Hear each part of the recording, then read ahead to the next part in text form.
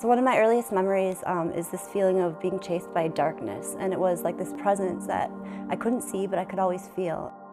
But at the age of 5, I was sexually abused. And when that first initial encounter happened, that's when the door to darkness swung open in my life. And looking back, I know that two things took root in me, and it was shame and fear. The people that abused me threatened to kill me and my family if I would ever tell, and so I kept this locked inside me. And what I know today is that what we keep in the darkness only grows bigger and stronger in the hold that it keeps on us. One day I was playing with these porcelain figurines that I had in my room, and one of these dolls fell and it shattered on the floor. And it was nothing I'd ever seen done before or heard about even. And when one of those shards fell on the floor, I picked it up and I just ran it across my leg. And that's when I began to cut myself. It's when I began to take that pain that was on the inside and to put it on the outside. And around the age of 12, I began to find other ways again to fly away, and so I stopped eating. I decided that I would just restrict the food that I would eat. Then around 13, I started to drink. I started to use alcohol and to smoke cigarettes. I couldn't drink enough. I couldn't not eat enough. I couldn't cut enough to make that darkness stop following me. I began to hang out with an older crowd around the age of 13 and 14, and with that crowd came more drugs. At the age of 18, I left home and I decided, if I could just run away from this place, maybe I can get away from this darkness that's been following me since I was a child. And so my answer was to move to Massachusetts. And this is where I began to adopt this motto that I somehow came up with, and I used to say it with all the hardness that I could muster up, and it was never get too close and never stay too long. And that's how I lived my life. As I ended up back in Wisconsin, and the addiction was worse and worse. My parents had really feared for my life, and they put me on a plane and said, we're going to send you to this treatment center in Florida. And so I got off the plane, and they had sent me with some money, and instead of going to the treatment center, I took the cab and went to the beach, and there was a hotel right on the beach, and I stayed there until my money ran out. And I kind of learned how it worked, how the hustle went, how to steal, how to get what you want, how to get food, how to get drugs, how to get alcohol. There was one particular place that I ended up in, and the name was Wayside House, and it was just run by a group of women, and it was a treatment center just for women. And I can remember them talking to me and saying, someday you're going to do something great, Colleen. Someday you're going to help people. And they would just speak all this hope into me at this time in my life when I was so hopeless. And I can remember just thinking that maybe they were right, that maybe some of these things that they were saying to me really were true. But as was my pattern, I didn't stay at this place very long, and I was off and running again. Back to the lifestyle, back to the drugs, back to the alcohol, and it didn't take very long for it to consume me again. And so one day, withdrawing from alcohol and cocaine, I was standing outside a liquor store, and I had just stolen a bottle of liquor. And I was leaning outside the building drinking, and this man came up to me and said, "Are you all right?" And he knew I wasn't all right. If he took one look at me, anyone would know I wasn't all right. And I said, "No, I'm not." And he said, "Well, you don't got anywhere to stay, huh?" And I said, "No, I don't." He said, "Well, you can come back to my place. I got some people staying there."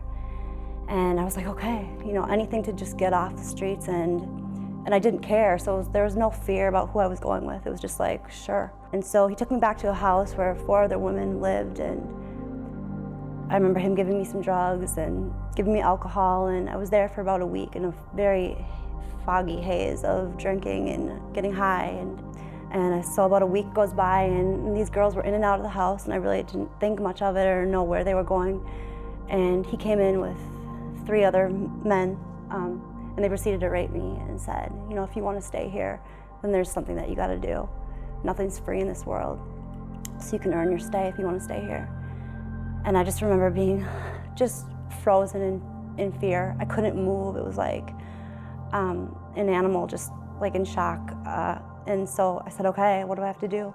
And that's where I learned the life. And that's where I was taken out into a strip in Florida called Old Dixie Highway, where prostitutes walk. We were searched, our bodies were searched to make sure that we weren't hiding any money. I was beaten, I was burned with cigarettes. He used to cut all of his girls with 3 razor marks on their upper arm, and I have scars from that to show that I was his property. He instilled a lot of fear in me. and I was already ruled by a ton of fear.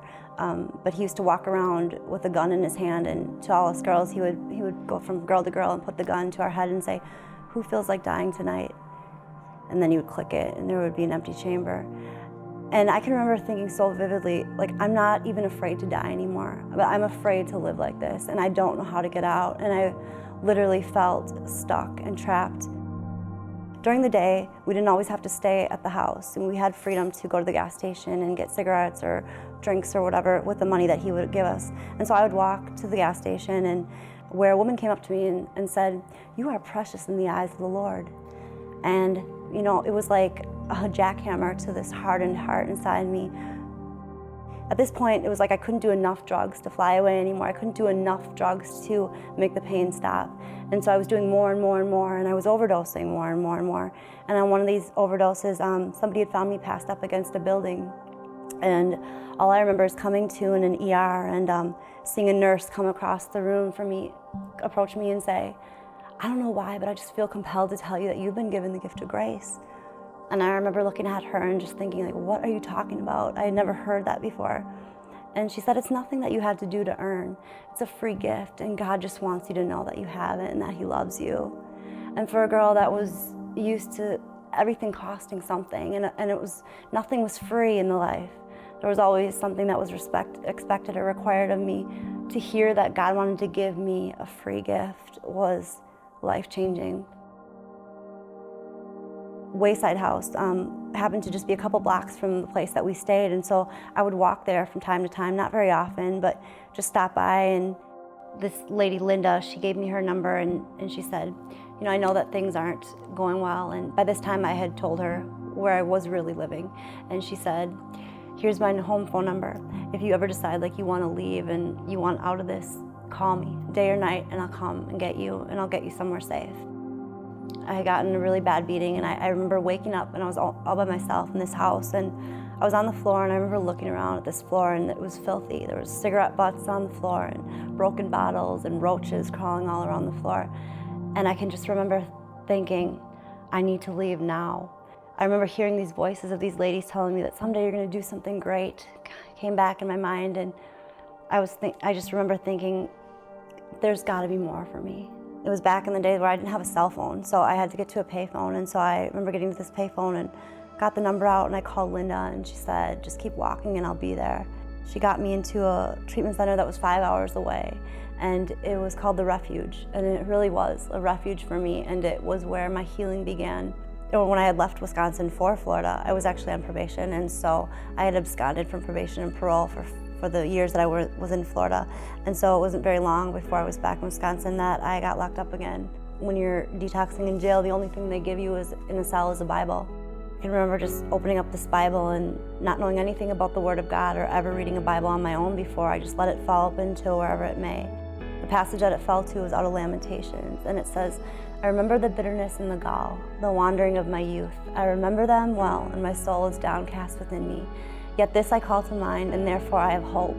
Because of the Lord's great love, we are not consumed, for His compassions are new every morning. Great is thy faithfulness."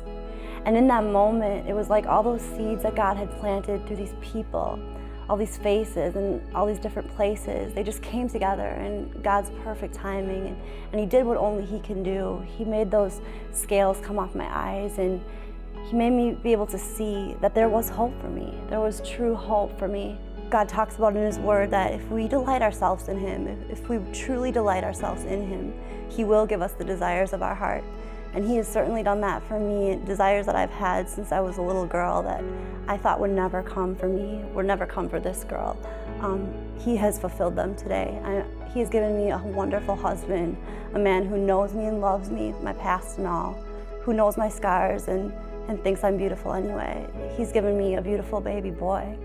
And another one on the way. I mean, He has done exceedingly abundantly above all I could ever ask of Him or even imagine is possible. I love to say that there is life after the life. And there's not just a life of just existing or just, kind of getting by and feeling all the pain of the life that you come out of. There is this abundant, free, full of peace life that really can only be found in Christ. And there's a life that's waiting for you that's just greater than you could have ever imagined or hoped for.